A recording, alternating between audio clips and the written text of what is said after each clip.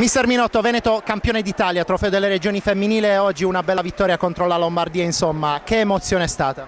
È stata un'emozione grandissima perché all'inizio del torneo è stata inaspettata, all'inizio del torneo non penso di riuscire ad arrivare fino alla fine e la stessa finale per noi era uno scoglio molto, molto grande da superare, invece è andato tutto bene, cioè, non ho parole, sono felicissimo.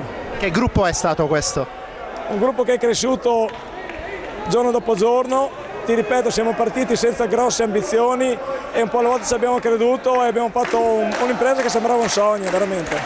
Cosa porteranno a casa queste ragazze dopo la vittoria delle Kinderiadi? Ma penso che io che ho tanti anni questa cosa me la ricorderò per tutta la vita e loro che ne hanno pochi penso ugualmente. Una dedica. A tutte le ragazze che sono state incredibili e a tutto il mio staff che sono stati perfetti, veramente. Grazie. Stefanoto e Cavalieri, premi individuali del Veneto, campionesse d'Italia, oggi a Foligno, trofeo delle regioni 2016 vinto, insomma quante emozioni questa vittoria? Tantissime emozioni, ho fatto anche perso la voce, però credo che questo gruppo ha fatto un grande lavoro anche perché siamo partite male, però unendoci fino alla fine il lavoro duro ha dato i suoi frutti, insomma. Una settimana intensa, dopo un anno intenso di lavoro, cosa avete pensato appena è caduta l'ultima palla per terra?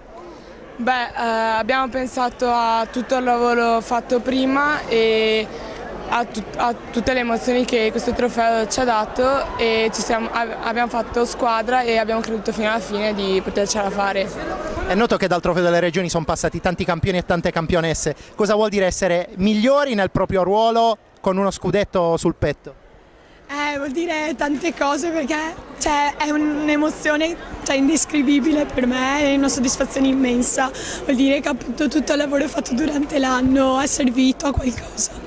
E due parole sulle vostre compagne di squadra? Penso che non ci siano parole per descrivere perché insieme abbiamo fatto un grande lavoro e anche se diciamo ci sono stati degli alti e bassi siamo arrivati fin qua e godiamoci questo scudetto.